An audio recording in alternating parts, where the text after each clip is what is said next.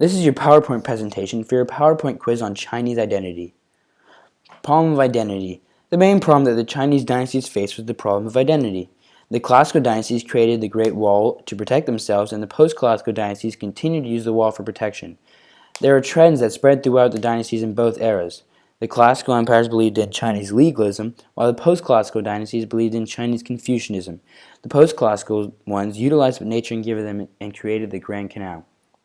Protection. The Chinese dynasties in the classical and post-classical periods both used the Great Wall in their own way for protection. The classical Qin dynasty constructed the Great Wall in order to protect themselves from invaders in the steppe region. The Tang dynasty repaired the wall and utilized its creation. The Tang had military people man the wall for protection, also from the steppe region. Foot binding. Foot binding was started when the last empress of the Shang dynasty was born with a club foot. She found herself not beautiful and as a result asked her husband to make foot binding mandatory so she could be considered beautiful. Foot binding was considered to be a sign of wealth and power in society. This is a trend that was started by an empress that was later a universal truth for dynasties to come. Inside trade and travel. The classical Chinese dynasties had no centralized trade route or sea route through its empires. This meant that there was no easy way to traverse the empires, and communication was therefore difficult.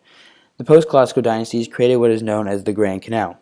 The Grand Canal was a centralized sea route that connected the northern and southern parts of the empire. Trade and Confucius beliefs were spread along this trade route. Hierarchy. The classical Chinese dynasties created in and believed in Chinese legalism. This meant absolute power to the emperor, and class systems were based on wealth and land ownership, not merit. This led to wealthy landowners becoming nobles in society. The post-classical empires believed in Chinese Confucianism. This meant that the people had family obligations and duties, and the emperor should lead less and lead through merit. These dynasties installed civil service exams.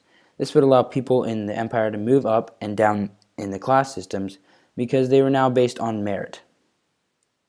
Problem. One of the main aspects of Chinese Confucianism is family obligations. As a result, agriculture was the best means for this type of society. Merchants were self-interested and did not work with family duties. When Chinese expanded along with ideas along the trade routes by merchants, they had trouble keeping Confucianism pure. Solution. You, as Grand Emperor Zucker, could give outsiders and conquered peoples an incentive to follow Confucianism.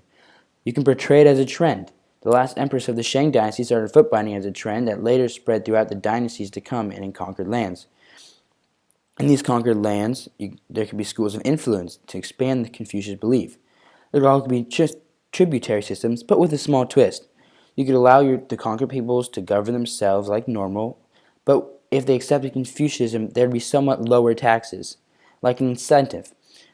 Set up a set of laws that would make the conquered people believe this.